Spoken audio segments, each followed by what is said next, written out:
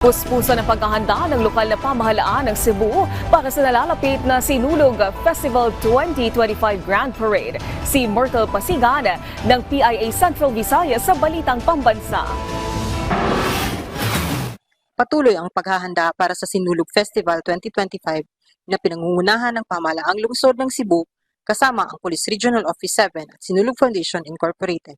Sinabi ni Police Regional Office 7 spokesperson Police Lieutenant Colonel Janet Rafter na naka-heightened alert ang PNP upang matiyak ang kaligtasan ng mga dadalo sa Sinulog festivities. Ang pinakadakong activity for the cultural is the Grand Parade, which we are going to deploy a total of 2,976 PNP personnel.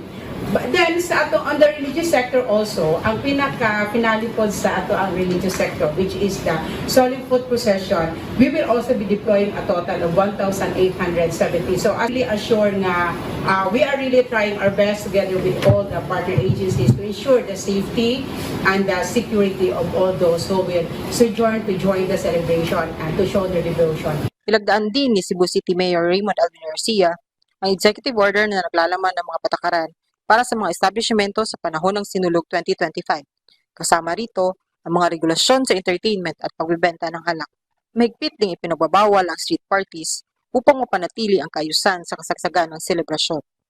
During the solemn procession, ang ruta sa procession, ang mga establishments around or maagian sa maong procession, ginadili na mag-concert, mag-tukar loud music. Roads are free from any obstruction. And so that is why I am banning street parties. The conduct of street parties is strictly prohibited. The sale, distribution, and consumption of any intoxicating beverages are prohibited along the processional route.